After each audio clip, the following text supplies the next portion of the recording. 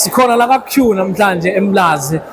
Iqembu lomkhonto wesizwe party lisibizile lithi khona into elizoyenzela abantu abadala khona la endaweni yaseMlazi. Kodwa njengamanje simele insizwa eyaziwa ukuthi uBushu Wamampondo. Usichazela kabanzi ukuthi ke size ngani khona la namhlanje. Mfethu asibingelele sikwamukele ekhaya mfethu. Yebo kanjani? Siyaphila mfethu. Namhlanje sikhona la sibona abantu abadala abaningi bagcwele bathe khiximbo kuyona le ndawo le ku Ward 87. Ithini? Kahle lana sobungaza abantu abadala. Njengoba kuthiwa nje isiZulu indlela eyibuzwa kwabaphambili. Sokwazisa nje sobuyisela kubantu abamnyama abakithi abadala abayenzala abantu abahoba babemizi.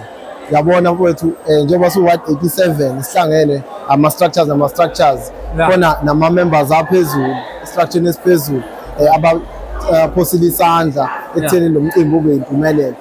Sizothi nje kufana nephathi sojabula sazise abantu abadala ukuthi ikhona iMK likhona ithemba. Siyathemba ukuthi ke nomongameli wethu uyeza baba wethu uNcamalala namhlanje obethembisile njengoba ubona nje kugcwele kangaka abantu abadala.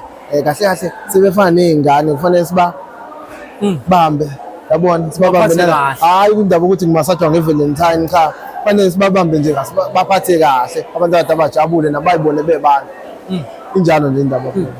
Usuku lanamhlanje usuku olukhulu kabi wogogo ukubathokozisa nje abantu abadala. So khumbula ukuthi akekho onaka abantu abadala banakiwa benzelwa lutho even khona lento zama birthdays noma Valentines abangeni kubona akekho sebanakekele. Nazo zonke izinto ezenziwayo ulusha ikakhulukazi kanti inzala abantu lesi silana nje nasilana ngazo lezi izona ezimisa amakhaya kuphilwa ngemali yempesheni yogogo yomkhulu kahle ngaphandle kwabo kunamakhaya ngabe kade avalwe ukuze ayingane ethole ngasethunjini ilabo gogo. Ingakho ke namhlanje siwumkhonto wesizwe esibuke sabuka sathi no nakamhlola asenzeni into ethandwa uJacob Gedle ihlekisa umhlanganyelwa Zuma. Lo baba ubanakekela kakhulu abantu ayikho ke futhi into ayithanda kakhulu nje abantu abadala ogogo nomkhulu.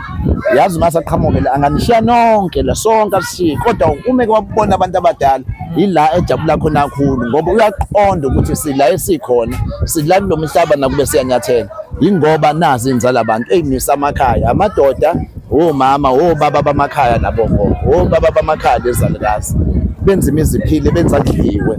Ingakho ke namhlanje siwumkhonto wesizwe sithenja sibenzele nje ubumnandi ogogo nabo bajabula ngithi Mathelo Ward 87 osuka kumxenge VD. Sifise ukuba sihlanganise ogogo nomkhulu nalabo abaphila ngokukhubazeka ke sibathokozise sibaphilantshi ngomsebenzi abasenzela wona ukuthi mangabe kuvotwa basukuma beza bazovota. Noma ngabe imphumela abantu beyibona ngenye indlela kodwa esikwazi ukuthi abantu bavota. So sizothi thank you kubantu bala ku Ward 87 ukho konke abasenzele khona ngoba ngaphandle kwabo asilutho ngoba esikufisayo ukubona sifisa ukubona sisabantu abamnyama siyimbumba sisebenzisana nakho konke kwethu kubuye ingakho stezi la.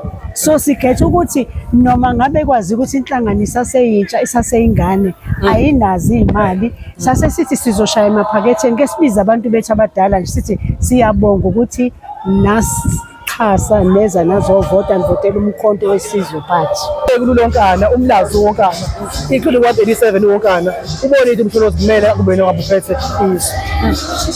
Mhlawumbe usasho kanjalo ukuthi ke abantu babonile ukuthi ubani ofanele angabe uphethizwe nayindaba enkulu bakhala abantu bathi amavoti athoshekile sonke lezo indaba nenze njani liqinisekisa ukuthi ke abantu njengocampaign manager liqinisekisa ukuthi abantu bayakwazi ukuphinde baphume kanje bazokweseka lona iqembu yize noma iqembu elibona lingawenanga lingaphethe ezweni.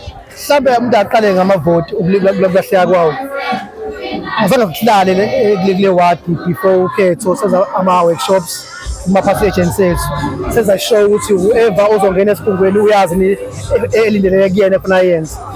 Lebala-ke sinama-case awu-3 kule ward iyodwa ayingxenye ye-case emangalile ukuthi saroja amavoti.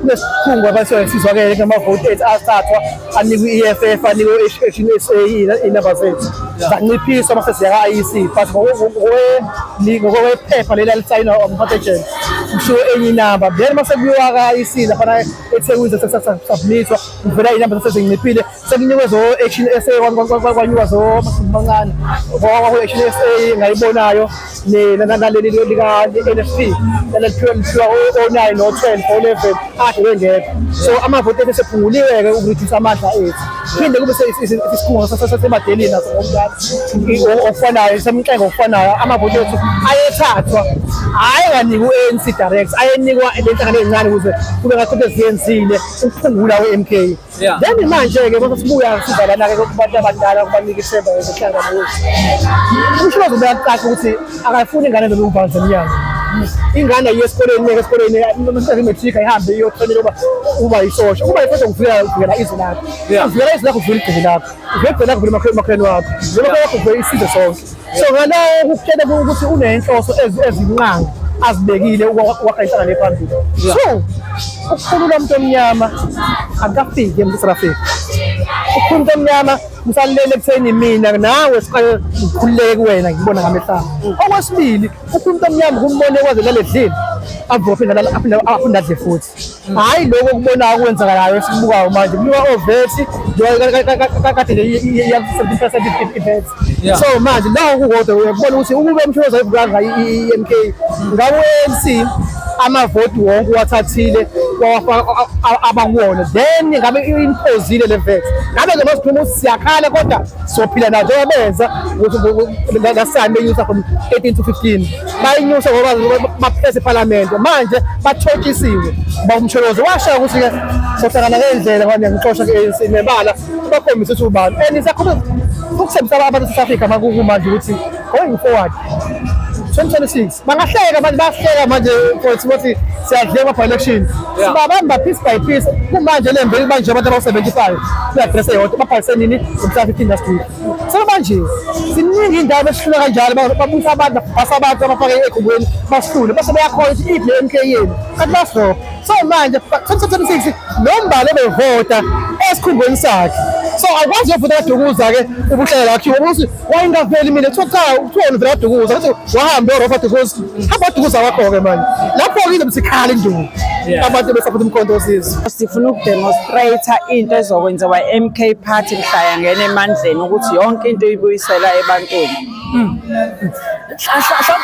mhlawumbe ngokusho kwakho ukuthi-ke ikuphi mhlawumbe okunye mhlawumbe okungenzeka ngaphandle kwelanje ngoba ngizivile ebantwini bafuna ukuthi abantu badala bazodla kamnandi namhlanje mhlawumbe khona lokunye enikufihlile elithi niyi-surprise nyana for abantu abadala iy'fiso zethu besifisa ukuba nawo ama-surprise kwasho ukuthi iy'ponsa zethu zangama ngendlela okwanamhlanje nje sobaphilantshi nje ukuthi bathokoze ngoba kuyenzeka ukuthi umuntu uthi umncisha ipleti kanti omunye uthswele kwasendlini kwayo lokho kuyajabulisa ukuthi akwazi ukulala edlile nento esiswini mhlawumbe awusichazele ukuthi-ke namhlanje iziphi iy'cukuthane ezikhona la namhlanje ezizofika mhlawumbe zizoxoxa nabantu abadala zibanikeze ithemba namhlanje sinobuholi bonke sibulindele base-Pass 4 Phungula Zone sibe nobuholi beprovince obu-Honorable Hadebe okuphinde kube iwodi yakhe futhi le